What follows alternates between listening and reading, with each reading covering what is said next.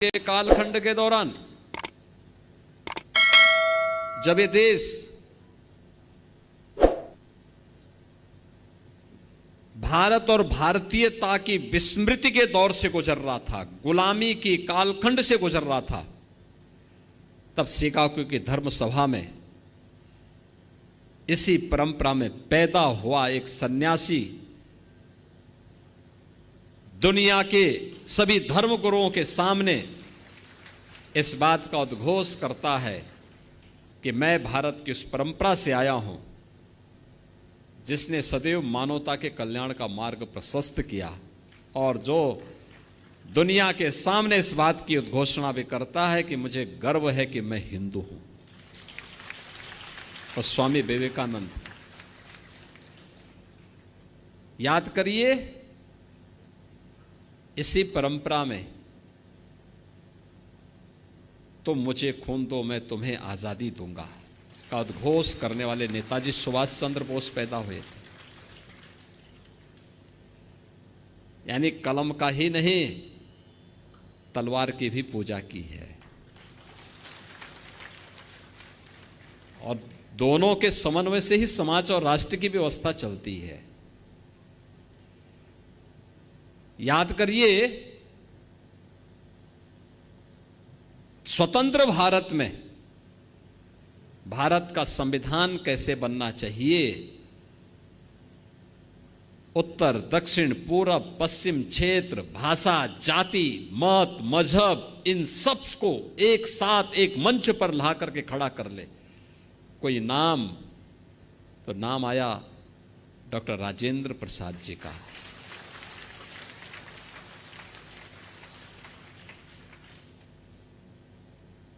Doctor Rajendra Prasad ji का। स्वतंत्र भारत में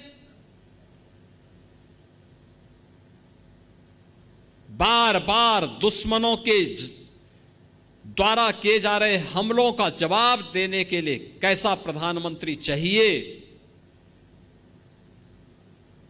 तो लाल बहादुर शास्त्री ने 1965 में पाकिस्तान को नाकों चने चबवा करके स्वतंत्र भारत में पाकिस्तान को उसकी औकात दिखाने का काम भी किया था।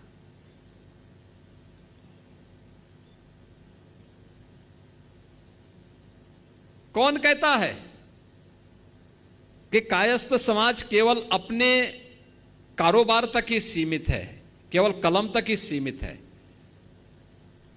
1975 में जब लोकतंत्र का गला घोंटने का काम किया था, तब जयप्रकाश नारायण जी आगे आए थे, क्रांति का संघनाद उन्होंने किया था। और जब लोग ये बोलते थे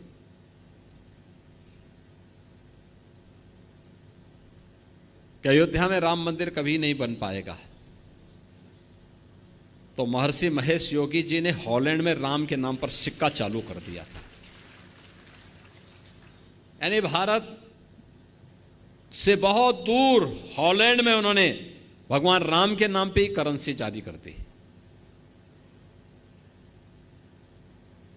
यानी एक ऐसी परंपरा, अगर आप हिंदी साहित्य में जाएंगे, उपन्यास की एक विशिष्ट शैली जो भारत की उस समय की ग्रामीण पृष्ठभूमि को प्रस्तुत करता है। मुंशी प्रेमचंद इसी गोरखपुर की धरती पर उन्होंने अपना उपन्यास यहां रचने का काम किया था।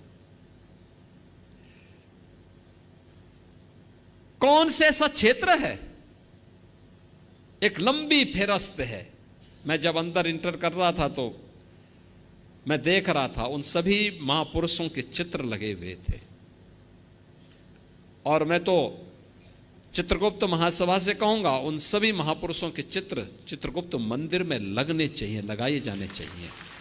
उनके इतिहास के बारे में वर्तमान पीढ़ी को बताया जाना चाहिए। याद रखना, अपने महापुरुषों के गौरव से ही वर्तमान पीढ़ी प्रेरणा लेती है और आगे बढ़ने का रास्ता अपना प्रशस्त करती है। यह देश गुलाम इसलिए हुआ